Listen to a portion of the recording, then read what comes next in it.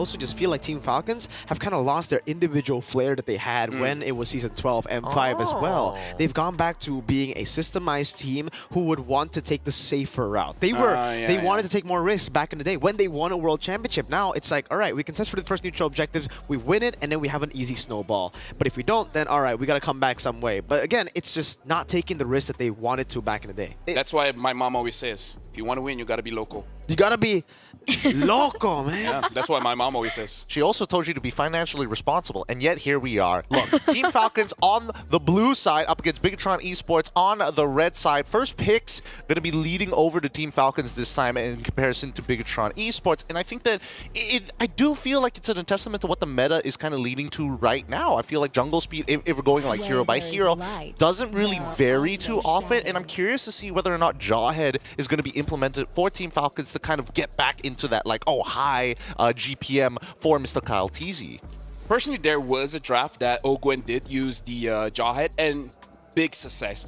Right now, honestly, looking at the drafts here, Team Falcons banning out the Kalia as well as the Hive. This indicates that whatever draft that they're going for, they would prefer not to bring in a Purify. You know, that's why they ban out the Kalia. And then when it comes to the Hive is strong, sure, and you don't want to give that over to Eman.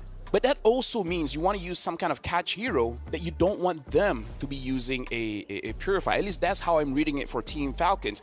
And for Bigetron Esports, it's honestly like the usual suspects, right? Fanny, Matilda, you don't want to give over because Matilda with a fighter in the jungle, disgusting. I think that's a fair argument here. Ban as well, so they want to play front to back here. But if we're talking like that, Luoyi doesn't necessarily always get banned in the first phase. Sometimes we see it let through. Oh, Well, wait, that's for Bigetron is Stream first A. pick. Oh, Bigetron's first pick. Oh, it looks like swap. Bigetron Esports is on blue side and Team Falcons are on the red side. I'm just Alright. used to left That's and right. why. Same, that same. makes sense. Yeah, that makes a lot more sense now. That means that Blue Yo is going to be locking in for the side of Bigetron Esports. And I think the big question mark here, if you're willing to get rid of the Kalia, are you willing to maybe even steal a Cho away from your boy Light? I think that's a solid answer, right? Again, we've seen Bigetron Esports play better when they have something like a Cho on Light's hands. So you take away the comfort from Cho, you take away the comfort from Light entirely, and he plays the Tigreal. We saw what the Tigreal did up against Onyx Philippines again. It is a hero that he does well on, but when it comes to the clutch situations, comfort matters most. Yeah. No, Turner, you were shaking your head earlier. It seems like there's something that you disagree with here. No, I completely agree. I think for Bigetron, especially this season, after looking at their performances and their drafting phase of an MPL ID this season, it's really important to secure a hero for Light in the first phase. And mostly, Cho. Yeah, it's 99%. He has a 100% win rate on the Cho in MPL Indonesia when it's picked up in the first phase. When it's picked up for him. I feel like at this point, you have to consider either picking up the Badang or the Phovius, because I feel like one of Bigetron's pick might be Moskov, so you want to get either. You know what I think? What? No Jawhead. Like, the Jawhead's been amazing for Bigetron Esports, but... sorry, not for Bigetron Esports, for the majority of teams, but the Jawhead on Light. Correct me if I'm wrong, but this is a horrible win rate that he's sitting on right now. Like, he has lost, I think, majority of the games he's gone Jawhead, and it's also just because it's not like a Cho. Cho, you can go in, you can also safely get out. Once you're Jawhead, you go in, that's it. You better get a pick or you're dead.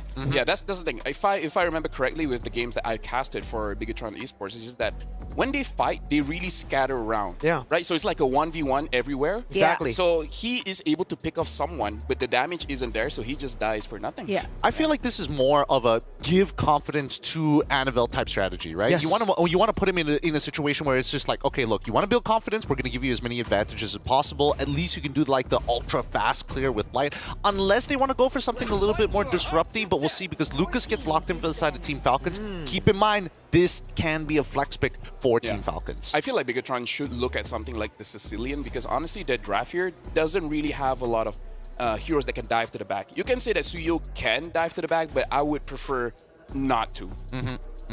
Definitely would prefer it to be Like a traditional. Sicilian. Maybe consider the Farsa. I think Farsa's okay. I'm just worried about what exactly... Actually, you know, once you have that Badang, I feel like the EXP is relatively safe. Yeah. Whether a Hilda or the Lucas, you can kind of what do they call it? Sandbag the matchup. Yeah, I think for me, it's no longer a flex pick here because of the Hilda. The Hilda, we've only seen it in XP. I don't think we've seen it in Rome a single time in Snapdragon Pro Series. I don't think I've seen it in Not for Jungle. Team Falcons. No, as not well. for Team Falcons for sure. But even in MPLID, we have not seen the Hilda been flexed over to other roles. Lucas should be in the jungle, Yes. knowing that now. So it's up to the Roam and Mage as well. And Team Falcons, they're playing into it. They know they have the first pick on red side. They're going to ban as many mid laners as possible and then pick up, deny another one from Moreno. And a big one has been that Selena for Moreno. That's his signature pick currently. When he gets to Selena, he does really well. Combo it together with a Jawhead, it could work really well, but that's why Team Falcons have gone for a very beefy composition and one with CC immunity in the Lucas. I like the fact that Bigetron Esports, I mean, yes, you've already got your support locked in, but making sure you deny the Cho away Yes. from Team Falcons, because when you have Lucas assuming that he's going straight into the jungle, I mean, all odds are looking towards that. That early game is especially deadly. Turtle fights are particularly hard to deal with if you're in Bigetron's position. But what about this, guys? Isn't this great? Okay, first of all, I call it Moscow ban. But this, like, the opening of playoffs, we get to see Sasuke versus Naruto. Isn't that yeah. exciting? In the jungle. Dude, I've been waiting for In the the skins. river? The Skins river? are out? No, I've No, been but- waiting for the skins for so long. Like, the It- river itself, Mirko, like, I agree. right? I agree. Oh, you know, like Right, the the river. map will change later on too, so it'll only get even more meta. Moonton, don't nerf these two heroes until we get to see it live in the competitive scene, please. There we go. Tigreal going to be the final ban of the blue side. Team Falcons now get first pick on the second phase of the game. What are we thinking about here, boys? Do you want to lock in straight for your gold laner just to deny Bigetron? They Or, already have one. sorry, mid laner. My Yeah. brain farted there for half a second. Yeah, I don't know. I feel like Sicilian is relatively safe. If they want to hide their mid, sure, you can go for roamer, but yeah, I don't know any priority roamers right now. I agree. I think the Roam can always just, be last picked here for Team Falcons. Picking up the Sicilian means that there's really not any other... I mean, Vexana, sure, technically could come through. Farsa, you mentioned it earlier, but it's so easy to dive the Farsa when you're on a Lucas. You go in and the Farsa... We've seen this matchup before. Yeah. Farsa against the Lucas. Whenever you pop that Feather Airstrike, you're the one getting airstriked. Yeah, the problem is right now, Falcons, they have so much range. So if you want to go for something like the Selena, it really is a big risk that can work out. But once it doesn't, your wave clear is going to be very bad.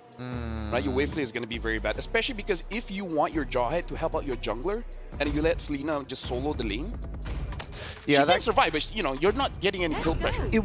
I do agree that it would make the opening of the game pretty difficult for Bigetron if they want to go for that fast clear rather than, double up on that mid lane. But they're going to go with the Farsa. They're going to risk it for the Biscuit, the Irithel as well. There is going to be some individual execution coming in from both Moreno and as well as Amon to kind of do that balancing act against Lucas. And this is another thing that we have seen from Bigetron Esports. I think Irithel, in MPL Indonesia at least, is standing at a 0% win rate for Eman. And I don't know about this tournament because the matches I've seen with Irithel have also been a loss. You put Eman on the Irithel and it just takes away a whole lot of power of Eman in the gold lane. And again, one of a signature pick for Ogwen there. The Kufra comes in. This is going to be interesting. It does mean that engaging for either side is going to be a little bit awkward. Strong counter-engage potential all through. Which draft are you liking more, LaFell? Honestly, I feel like Bigetron has higher highs compared to Team Falcons. But again, we've been talking about the execution. If they can play around the Jawhead and the Suyo, absolutely amazing draft. Okay, with that being said, we're going to leave it to our casters, Eterna and as well as Mirko, to kick things off on day one of playoffs of the Mobile Masters. It's Falcons versus Bigetron. Thank you so much, boys. We are, in a moment, going to be heading into the Land of Dawn for our first quarterfinals match of the day. Just to remind you guys, it's Team Falcons from the Philippines versus Bigetron Esports. Now, remember, best of 5, so we are going, slowly into this, so easing slowly into this. Game number 1, Mirko, how are you feeling about the drafts? Looking at the drafts, I think it's really early-centric in a way for the side of Bigetron Esports. They have the Jawhead, they have the Suyo, and the Badang too. They want to play for the early game, get the neutral objectives, and if they don't get a big lead at the start of the game, that Sicilian Granger combination might be able to outscale them by mid. That's what we're expecting, right? So execution has to be on point. You're looking right now up at the stage, ladies and gentlemen, live in Jakarta, Indonesia, as we head over for the Mobile Masters quarterfinals, day number 1. Let's head over to game number 1. Oh, early aggression already, Ogwen. Getting the knockup. Luke coming down as well. That's going to be the Blaze Surge. Locking Ogwen down for a bit. Good Sanguine Claw to disengage for Team Falcons. Bigetron Esports are back to farming. Annabelle with the killing spree. Ogwen, has already used that flick. Okay, we're gonna wait for that level 4 power spike, I think, really soon to get a little bit more of, sight as to how Team Falcons are gonna be playing around these neutral objectives. But the same can be said about Bigetron. Technically, they do have the Jawhead. We're looking at the emblems now. Does anything stand out? This is a safer path, I would say, for Iman, going in for the weapon mastery on the DieRotInHell. I think for the most part, we are used to seeing Iman go for aggressive master assassins in lane, especially when he knows that he has a lane advantage. Here on the DieRotInHell against the Granger, you would expect him to go for master assassin. So the fact that he's gone for weapon mastery means that, he's taking it a bit safer. He wants to play with the team instead of going in alone. And technically, I think he also knows that at the end of the day, he's going to be that guiding factor. Wait a second, already rotation onto Flap TZ in the top side.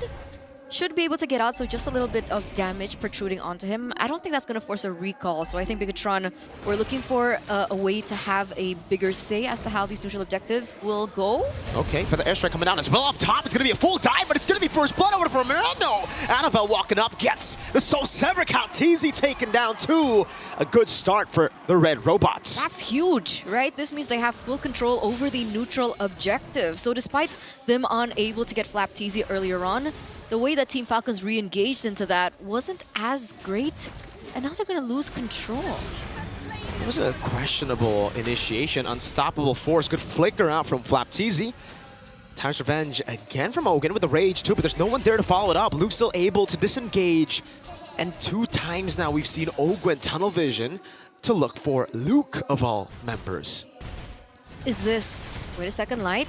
Ejector, Blade Surge, another kill to Annabelle. 2-0 up now, BTR. Wow, 1,000 gold lead already in the first 3 minutes of the game, and this is what we were talking about earlier on. For the airstrike onto Few.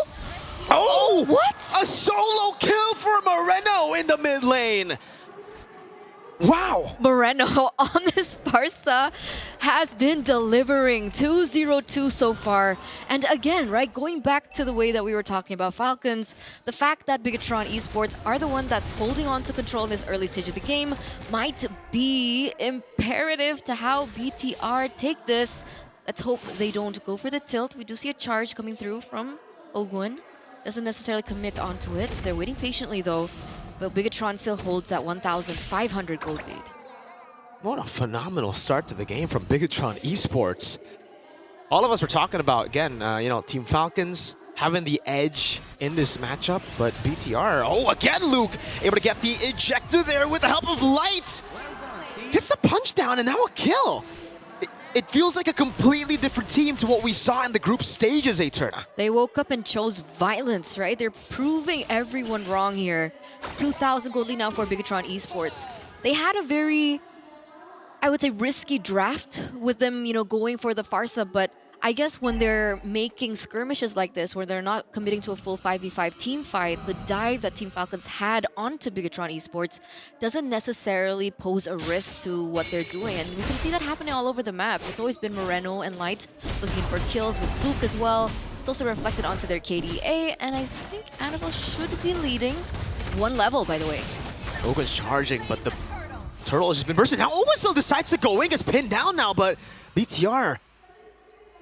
You would expect BTR to go in there. When you see a questionable engage, you think BTR probably going to take it, but they don't. Wait, did Moreno commit to that boot? That boot choice? He went for more movement speed. Yeah, he did. Oh.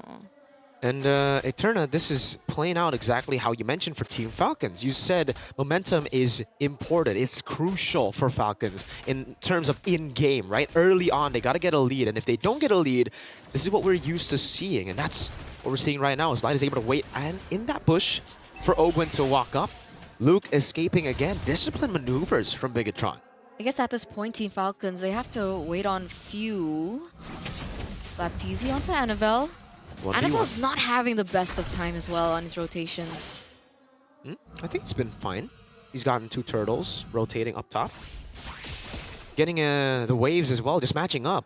So far, I think it's been good. After the 5th minute mark, you would expect your jungler to rotate to the other side of the map to farm up while your XP becomes the secondary roamer, or technically the real roamer. Lies more to the pickoff dude. The engage will be coming through Luke. That's when you see these big initiations, and he is level 8. He is looking for that pick. He has a Thunder Belt, and he stacked it quite a bit.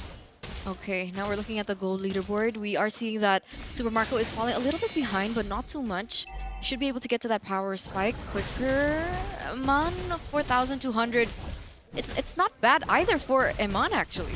No, it's been amazing. I think for the entire team of Bigetron Esports, the first 6 minutes of the game has gone their way completely. In the laning phase again, for Eman, it's even better for him. Yes, he's not winning out in the lane completely. He's not getting solo kills, but the Irithel just needs to farm up, especially with his choice of emblems, weapon mastery. He can just wait for those item power spikes, and once it hits, it's going to hit real hard.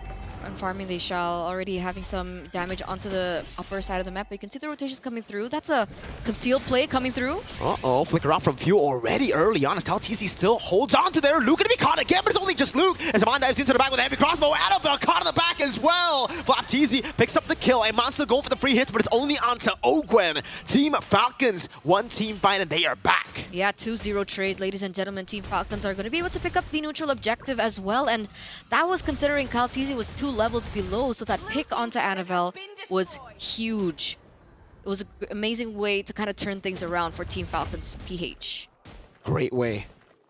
Initially, you saw again Ogwen target Luke in the skirmish, but it was kind of a distraction for the rest of the team to just pile onto Annabelle. Well, BTR again were scattered. LaFell did mention this. When BTR get the lead, they want to play for those scattered team fights, and that's what you get when you get read out, right? Falcons PH were able to just stick as a unit together and focus down these members before Bigetron could take control.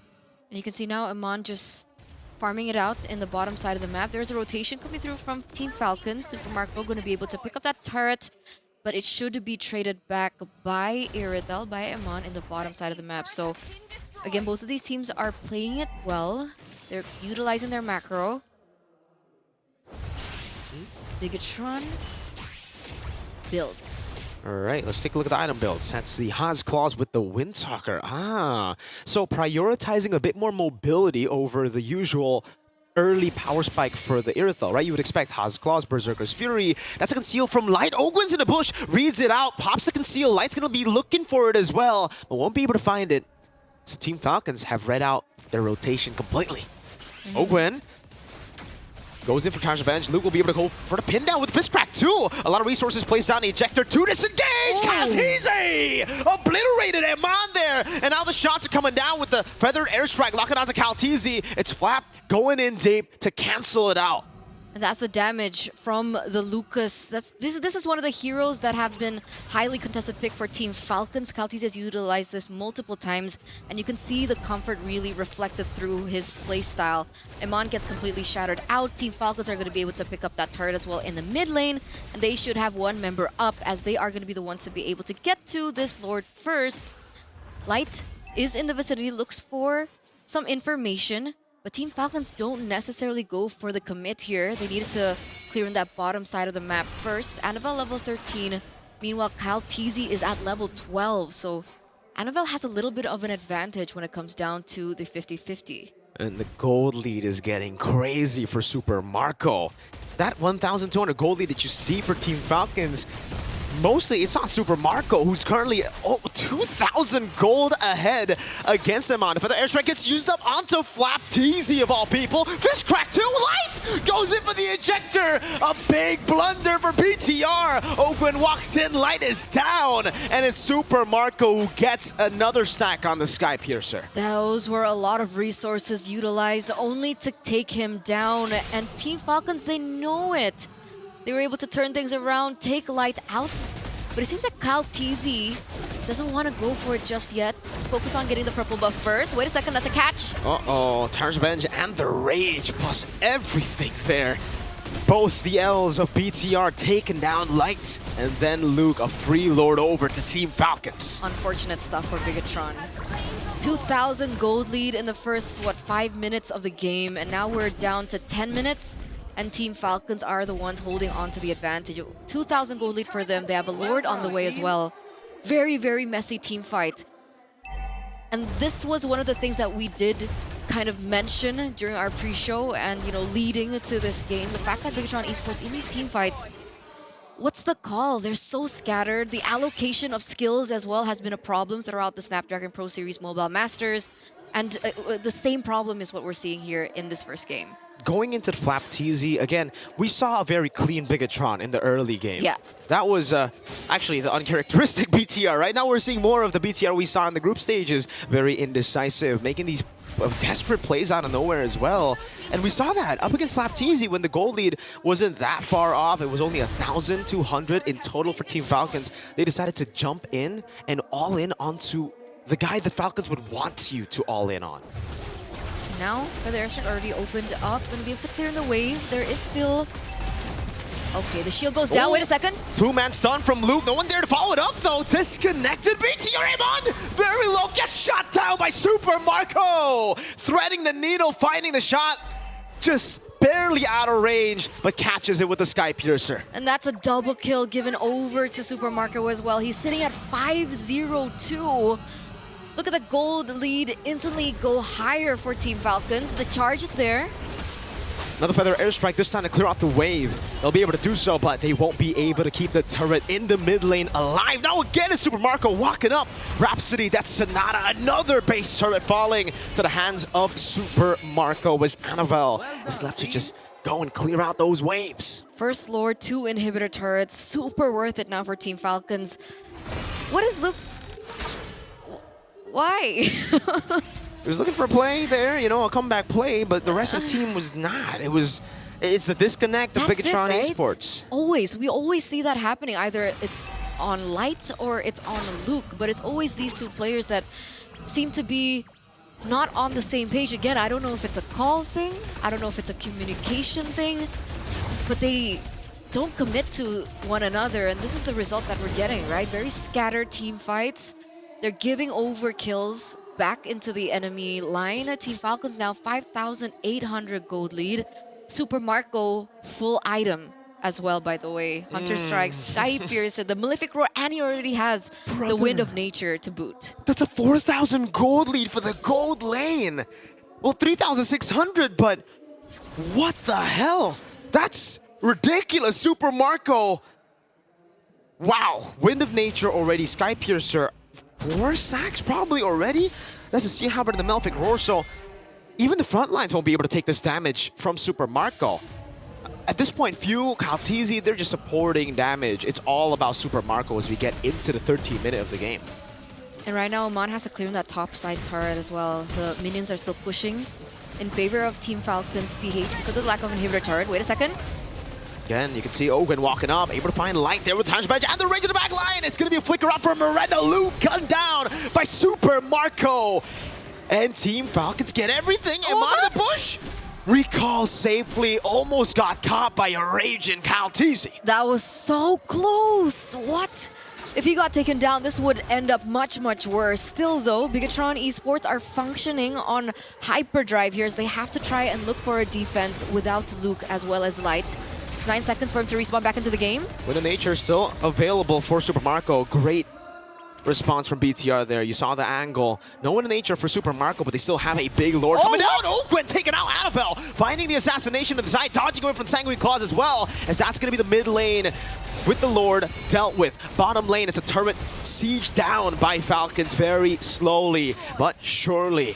3 base turrets down. Iman going in again. Flap TZ goes in for a bit more damage. Further airstrike, burning him down. The glowing wand tick is on him, but he gets to the bush in time. And he gets out. 1-0 trade in that particular siege coming in from Team Falcons, and Bigetron Esports are still looking for their ground, still looking for their momentum to take things back. But again, with 6,000 gold deficit on the side of Bigetron Esports, the way that Super Marco is currently farming as well. Annabelle's looking for a kill over. For information, Luke is still there, so he should be able to get out fine.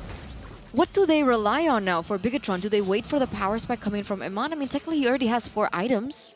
The thing is, about we gotta talk about that power spike, right? For Iman, he's already hit the power spike. He's on the way to a Wind of Nature. That will certainly help him in the late game. But the thing is, he doesn't really have a lot of penetration. So Kal TZ, Ogwen, Flap TZ, they're gonna be big problems for Iman as we get for actually the whole team of Bigetron, because yeah, they have no way of shredding down these frontliners. What they have is a way to dive into the backline. If they do get that, then yes, that GDS with the Wind Talker for Iman will be massive in terms of being able to actually try to kill Super Marco. But if they don't get that very specific win con under their belt, I fail to see how they're going to get through this front to back of Team Falcons. I mean, technically, Annabelle is building the Malefic Roar, right? And he was the one to take down Ogwen earlier. Is that another solution maybe to Bigetron Esports not completely relying onto Eman? I mean, it's a way to deal more damage, right? I mean, more poke. You can use the Queller to poke with the Malefic Roar. You do more damage to him.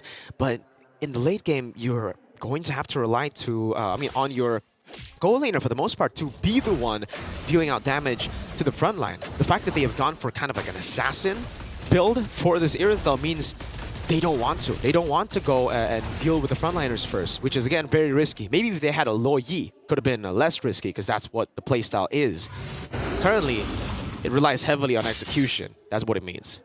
So they're looking for some sort of pick-off maybe, right? Before they go in for the team fight. So far, they haven't been able to find it, but Light goes in again. Oh, great flick around. Now Luke, though, able to find them all in the fist crack. It's going to be Ogwen taken very low. Still Annabelle in the back as well. Immortality can be popped as Light gets taken down, but Annabelle is looking for the kill. Able to find Few. Gets out again. Now it's the kite back from Moreno. A 2-for-1. Few taken down for Light and Annabelle. Annabelle was trying his best, man, in the back line, looking for that kill over onto Few. Was able to get it, but the fact that he's traded back means that they don't have any retribution here. Iman looks like he's going for a re-engage. He already used the heavy crossbow earlier. Does not have to sprint. Super Marco, does he have the win of nature as he jumps back forward? Moreno used the feather airstrike earlier. Flapteezy gaining control again. No retribution for the side of BTR.